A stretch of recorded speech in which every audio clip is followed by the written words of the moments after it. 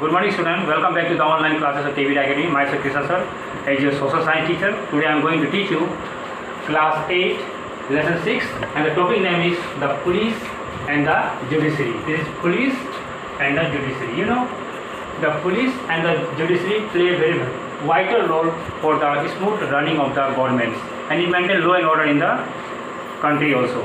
Without police and judiciary, no country and no government will be run in a smooth manner. Then police means the police is maintain law and order in the state or in the country also, and judiciary is that organs of the government where it is very necessary for us to give punishment to those persons who do not obey law and order in the country or in the states. You know, during the emergency periods, the Prime Minister has a power. He has the powers to give any persons in a conviction also. This time there is a very the power of the Prime Minister will increase. Why? Because because he is the leader of the Lok Sabha also, and the peoples give him votes, and that's why he maintains law and order in the society, because there is a civil war in the country also, or if another state attack another state person or any foreign aggression. During this condition, Prime Minister President proclaimed the emergency power in the state, power in the country also. And because India is a parliamentary form of government, that's why the power of Prime Minister is more in comparison to presidents. Now come to the points, the police administration. You know, administration means to maintain law and order in the situation also. Suppose in the schools there is a director or there are a manager who maintain all the administration of the schools in a very systematic way. That's why the school will be run in a school manner. So that's why in the country also, in the state also, there is a police administration, and in the police station in the state there is a Director General of Police. You know, call it DGP. He is the head of the in the branch of the states. He maintains rule and regulation in the states. There is many more powers. In the zone area, there is Inspector General of Police. Many zones are areas, Gorakhpur zone area, Balganj area, and you know, Gorakhpur, Lucknow area. There is a very zones area. And the range, there is Deputy Inspector of General of Police, DIGP. There is a very more power.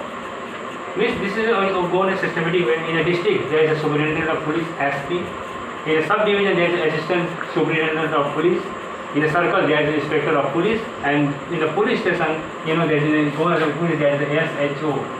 Station House Officer, who maintain rule and regulation in the country. Means when the police station, then go to the circle, there is Inspector of Police. In the subdivision, there is Assistant Superintendent of Police. In the district, there is a Superintendent of Police.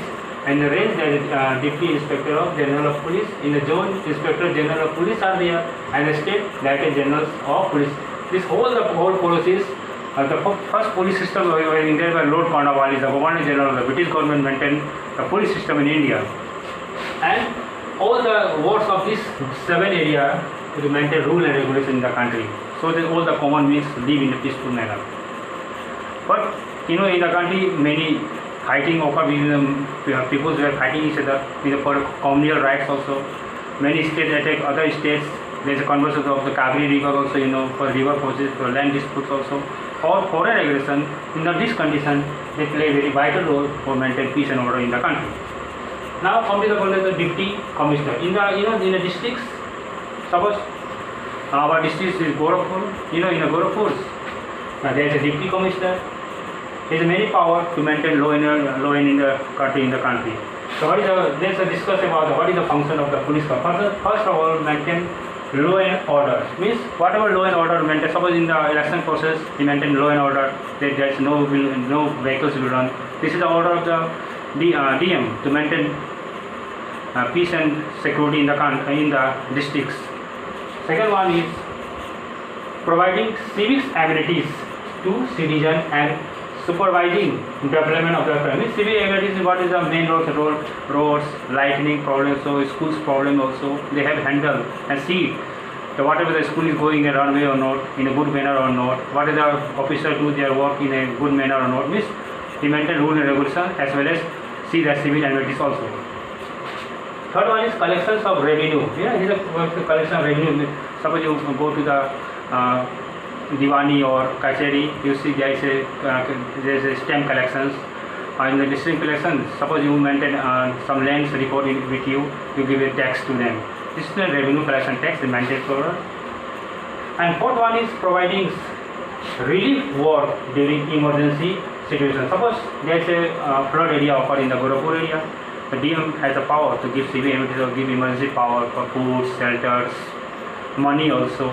Whatever the situation come, he or she help during the emergency powers. 5 hours is overseeing panchayat team activity. Means overseeing panchayat. So there is a election in the panchayat election also, gram panchayat election also. He maintain rule and regulation, focus their minds in the election process, because it is also an election where the people who have the right, who have the rights and who is the age of 18 years go to the vote, right to vote. This is known as universal level franchise.